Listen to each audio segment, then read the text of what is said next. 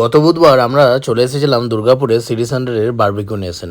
Barbecue nation মানেই সবাই জানে স্টার্টার আর ডেজার্টের জন্যই বিখ্যাত, মেন কোর্স শুধুমাত্র দেখার জন্য। আর তোমরা যেমনটা আমি বললাম দেখতে পাচ্ছ কয়েকটা স্টিক, মানে লাইক 20টা মতো স্টিক তো আমরা অলরেডি শেষই করে ফেলেছি। আর স্টিক ওরা দিয়েই যাচ্ছে। এই মজিটোর গল্পটা না বললেই নয়, 55 টাকায় আমরা এই মজিটোটা পেয়েছি সেদিনের স্পেশাল অফার। আর বারবিকিউ নেশন গেলে ক্রিসপি এই যে কর্নটা, এই কর্নটা আই থিঙ্ক আনলিমিটেড, মানে আনলিমিটেডই, যতক্ষণ খেতে ইচ্ছা করে আমরা ততক্ষণই খাই।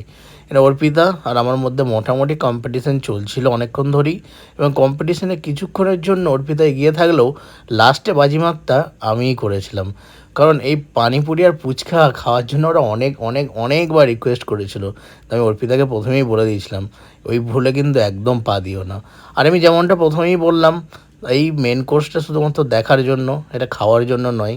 কারণ বারবিকিউ নেশন গিয়ে আমার মতো আই থিঙ্ক সবাই এই মেন কোর্সটা শুধু এরকম দেখেই নেয়, খেতে আর ইচ্ছা করে না, কারণ স্টার্টারটা এতটাই খাওয়া হয়ে যায়।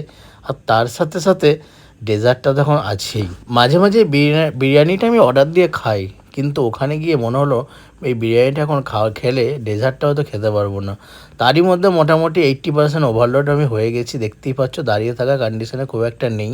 কিন্তু যেহেতু টাকা দিয়েছি খেতে তো হবেই, যতক্ষণ না গলা পর্যন্ত হচ্ছে ততক্ষণ খেয়ে যাব, এটাই হলো আমাদের মেন ব্রত। এখন চলে এসেছি ডেজার্ট সেকশনে। ডেজার্ট সেকশন মানে প্রথমেই আইসক্রিম, তার সাথে কিছু পেস্ট্রি বা কিছু সালাড নিয়ে চলে গেছি ফার্স্ট রাউন্ড। এবং আমি মোটামুটি একটু হেঁটে চলে দেখছি যাতে খাবারটা হজম হয়। আর অর্পিতা দেখতে পাচ্ছ সুন্দরভাবে আমাকে দেখিয়ে দেখিয়ে খাচ্ছে, বলছে দেখো আমার এখনও পেট খালি।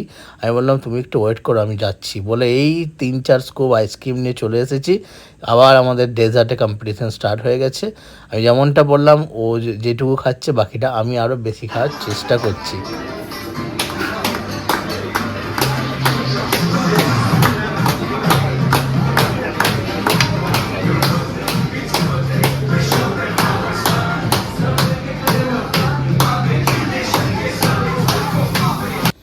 ওইখানে যখন গেছি তা বার্থডে সেলিব্রেশনটা করে নিলাম, যেহেতু পরের সপ্তাহেই আমাদের ম্যাডামের জন্মদিন। ও বাবা, বাইরে বেরিয়ে এসে দেখি এ তো ঝিমঝিম করে বৃষ্টি হচ্ছে। কিন্তু আর সত্যি কথা বলতে সেদিনে আমরা রেনকোটটা নিয়ে এসেছিলাম, তাই আমাদের খুব একটা অসুবিধা হয়নি।